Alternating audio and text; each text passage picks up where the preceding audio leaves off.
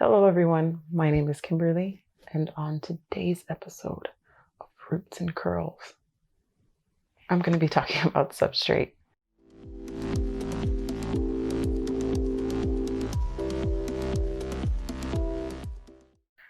Now, a few of you might hear the word substrate and think to yourselves, what? So, first and foremost, I'm going to try my best to define what substrate is, even though I like to think of myself more as a thesaurus than a dictionary. Substrate is a layer of materials from which an organism grows and sustains itself. My personal experience with substrate has been potting soil, experimenting with a few additives such as perlite and sand. There is a con to soil, potting soil, in that there is a compactness that happens. There's a caking and anchorage that isn't preferable. And it wasn't until I became more social in the plant community by attending plant swaps or buying from different vendors that I did realize there were different ways to pot or mount your plants. And by that, I mean sphagnum moss and this substrate that I'm going to try to experiment with today, which is a small bark mix. I should have been more social at these social gatherings and ask someone where they purchased their bark mix, or if they did make it, how. And if they did purchase it, if they purchased it in bulk and where. But I didn't, henceforth this experiment. So the first part of this experiment is going to be giving you the ingredients I am going to choose and why. The first ingredient is Reptibark. Reptibark can be found at your local pet store because it is reptile bedding. It is 100% fur bark, and from what I've researched, hasn't been treated with anything. So this is going to be my lightweight foundation that has moisture retention. It is also a small cut bark, the only small cut bark that I could find in bulk. The next ingredient I'm going to use is coco coir. Coco coir is pulverized coconut fiber. It is a renewable resource and it is a great alternative to peat moss. Peat moss is being extracted at a faster rate than it is growing, and in order for us to get to the part that we actually use, which is the decomposed layer at the bottom, we rip off the top living part, or the top living layer. Peatlands act as Earth's carbon Tupperware. And so every time we're extracting, we're essentially opening the lid of a container that's been in the refrigerator, the back of the refrigerator, far too long. It stinks. Essentially what I'm saying is that we're releasing too much carbon dioxide in the extraction of peat moss. So use coco coir. Some benefits of coco coir are that it has a good water retention and there is a lot of aeration that happens as well when it dries out. Another little side note of coco coir is that it might be labeled differently at your big box stores. I know when I first purchased it, it did state coco coir on the packaging, but now it may be labeled as seed starting mix. Preparing coco coir is simple. You just use the recommended amount of water on the packaging. I personally use hot water so that way it expands and fluffs up a bit faster. If the coco coir is a little too damp for your liking, you can let it air dry, overnight, wait a day, and then use it. The way I used it this time, it was still sort of damp. The next ingredient I'm going to use is perlite. Perlite might seem like pulverized styrofoam, but actually it is volcanic popcorn.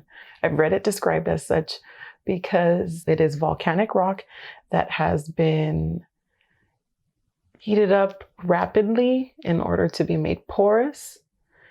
And for this, perlite brings good aeration and will break up the compactness of soil. The next ingredient I'm going to use is horticultural charcoal, which is a lightweight additive that helps absorb excess water, it retains nutrients, and it eliminates odors. I would have used worm castings as a organic fertilizer for this substrate. However, I haven't been able to get my hands on some, So I will sprinkle some slow releasing fertilizer at the end after I've put my plants into the new substrate in their new pots.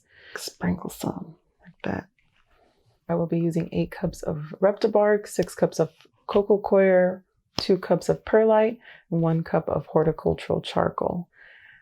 We will go outside. I will pot 4 plants. I will be potting my Hoya rubra, my Hoya crinkle 8, Monstera carstenianum or Monstera Peru, and then my Dischidia rucifolia.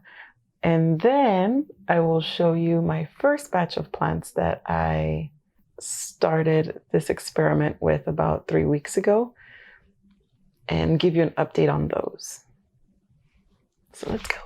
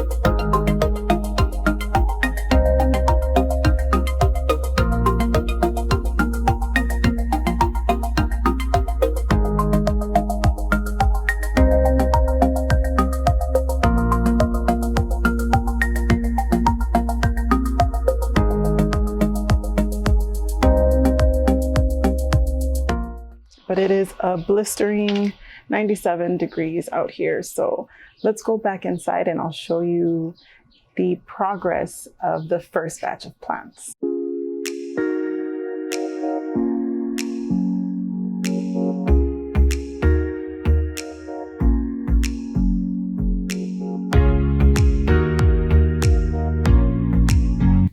So as you can tell, the majority of my first batch of plants were Hoya, with the exception of my Philodendron gloriosum and my Anthurium clarinervium. There are a few plants that did fare well in this experiment, and there are a few that said farewell. The only ones that had some yellowing of the leaves were my Hoya carnosa, my Hoya tricolor, Wyattii, and Shepherdii. So those 4 Hoyas did have a couple of yellowing leaves and some dryness, but it was very minimal. My Hoya obovata, my Hoya rubra, they seem to be fine. I did do a lot of pruning because my Hoya carnosa and my Hoya obovata were foolishly put into my new greenhouse outside, and the sun was way too harsh for them. They weren't sun stressed at all. They were toasted. That's the best thing. That's the best way I can describe it. They were, especially my obovata, the leaves were like potato chips. So it's been about 3 weeks. There has been some new growth overall. Not really telling my Philodendron gloriosum, but I can see it. There's a slight yellowing to the biggest leaf there is, which is just a reminder that because there is a lot of aeration in this new substrate, I am going to need to water some of my plants more often. I am also going to need to acclimate to a new watering schedule. So I will figure it out. I will say it out loud for accountability, but I will water my plants more often. There are 2 that said farewell in this experiment. They're gone. They're gone. So that would be my Aschenanthus longicalis and my Aschenanthus labianus. Both of these plants were already not in the best conditions, and I decided to give them some soil that gave them more aeration because I felt that the potting soil that they were in wasn't helping, but I also didn't water them more frequently, which I think also contributed to them not surviving. So you win some, you lose some, and those that you lose, you keep on buying again and again and again until you get it right. As you can tell, the first batch were mostly Hoya, so I do believe the 2 Hoya that I did repot today will be fine.